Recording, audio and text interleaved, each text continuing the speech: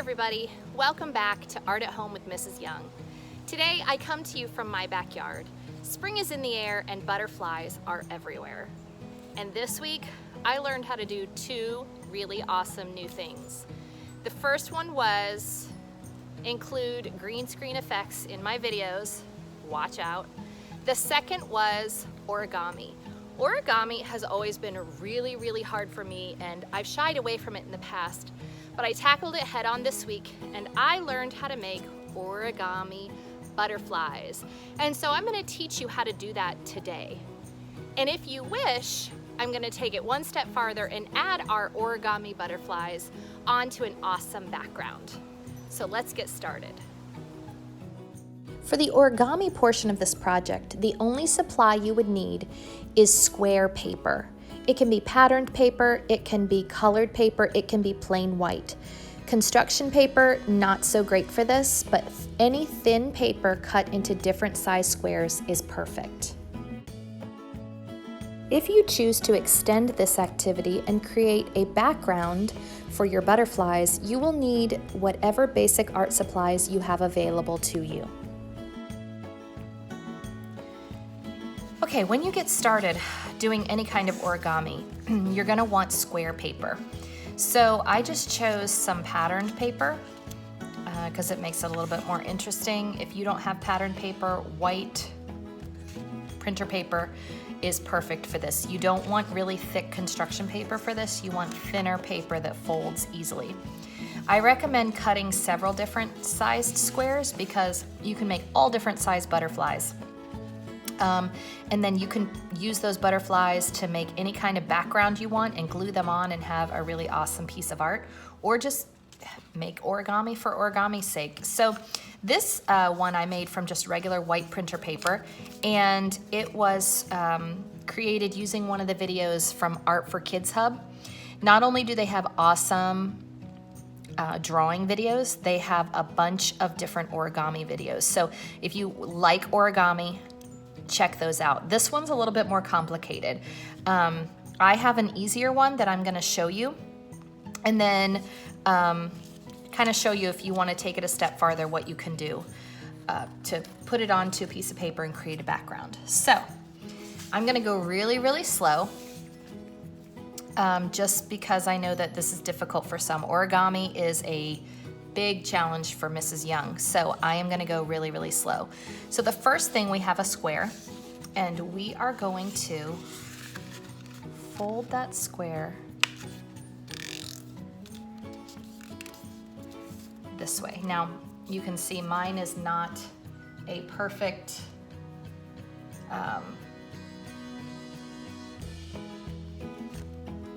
perfect square because I have a little white on the edges, but that's okay. All right, and really crease that fold. Then you're gonna open it up. You're gonna turn it and do the exact same thing on the other side. So you're creasing it to make another triangle. Okay, then you are going to, now we have an X. Now we're gonna fold it in half this way.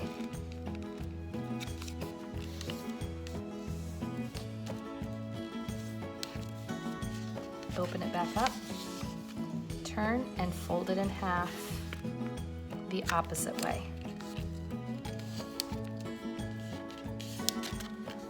Okay, so now you have your paper folded into 8 different triangles, and now you're gonna I like to do one side at a time, so I'm gonna kind of fold this side in so that it creates kind of a half of a triangle, and then fold this side in.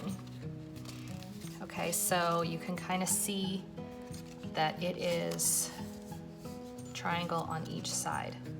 Okay, and then you're going to want to really crease that down. If at any time you need to stop and rewind, go for it. When I was learning how to do this, I stopped and rewound a bunch. All right, so now we have a triangle. We're going to turn it upside down, and there's 2 flaps here. We're going to take one flap and fold it down like that. Really crease each fold. We're gonna do the same thing on the other side.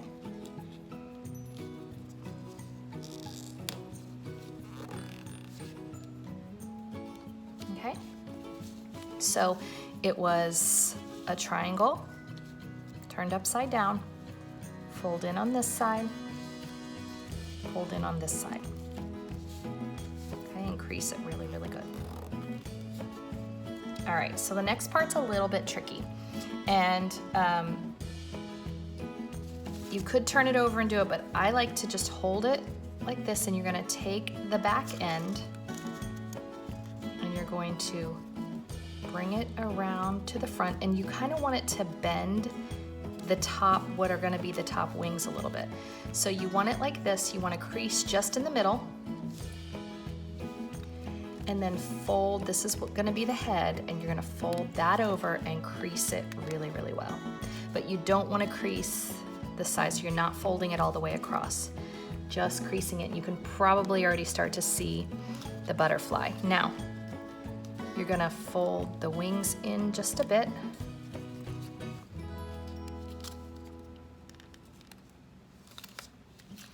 And there is your butterfly. Now you could do all different sizes with the different papers, and you could have a whole swarm of butterflies. Okay, so I went ahead and made a few different sized butterflies, and you could stop with the project right here. You could give these away as gifts, or hang them from strings and make a mobile, or do whatever you wish to do. They are beautiful all on their own. If you used white paper, you could decorate making symmetric designs, each side the same. What I'm gonna do is just kind of make a little nature background. I'm just gonna use, for the drawing, I'm gonna use some thicker white paper and a Sharpie. And you are welcome to draw along with me. When I'm finished, I'm probably gonna do a watercolor on this, but you can do whatever you wish. All right, so I'm just gonna get started with kind of an uneven ground. And then I wanna make some plants and things for my butterflies to be able to kind of perch on. So just gonna do whatever comes to mind. And you can make as many leaves here as you wish. I'm gonna do some overlapping just to give it a little bit of depth. And I always like it when things go off the edge, so I'm gonna kind of go off the edge with a few leaves. Make some coming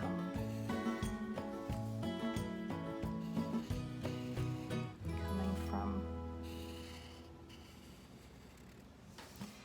the back. Maybe make another one.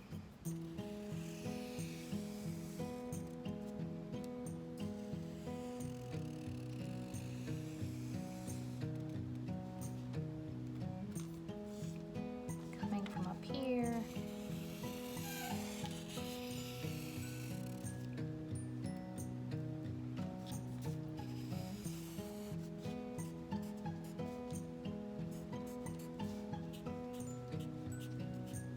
They don't have to be perfect, just kind of whatever comes to your mind.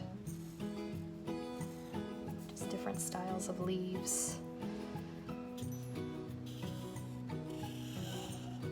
Make one coming from the back here.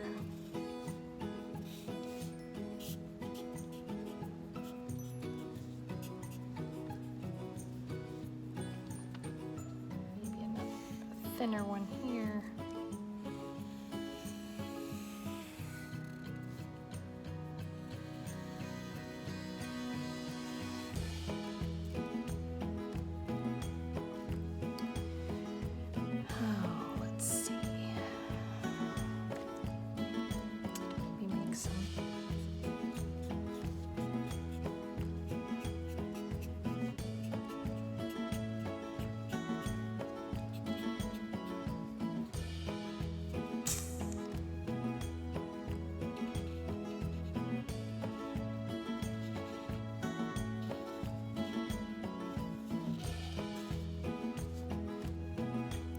This one, maybe do some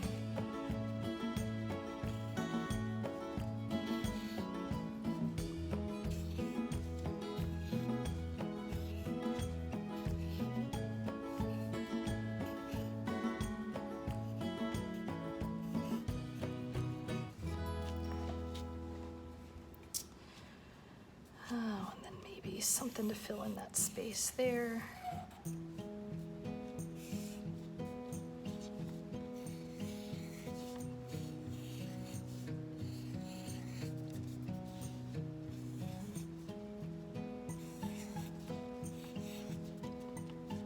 You can do whatever you want on the ground. You can make extra animals on the ground.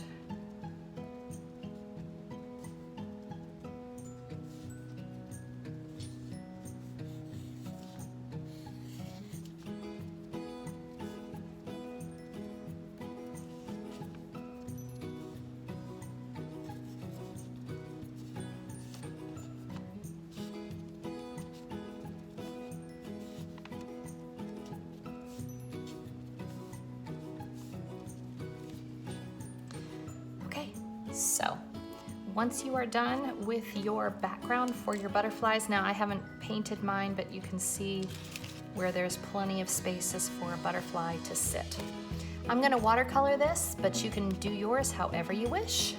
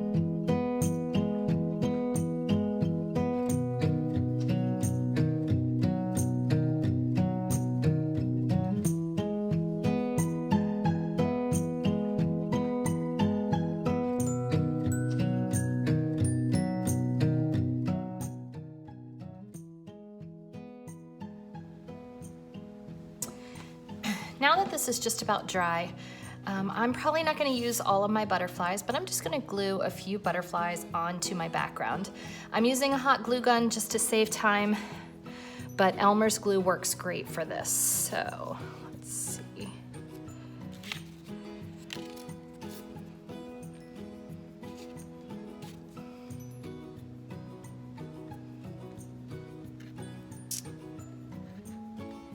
I think I kind of like it like that, so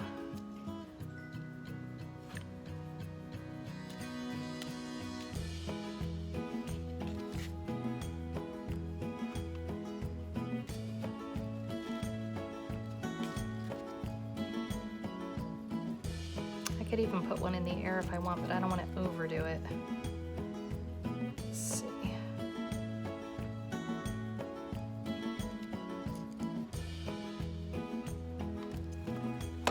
And then I have these two beauties just to hang out. All right, so project is complete. Hope you had fun.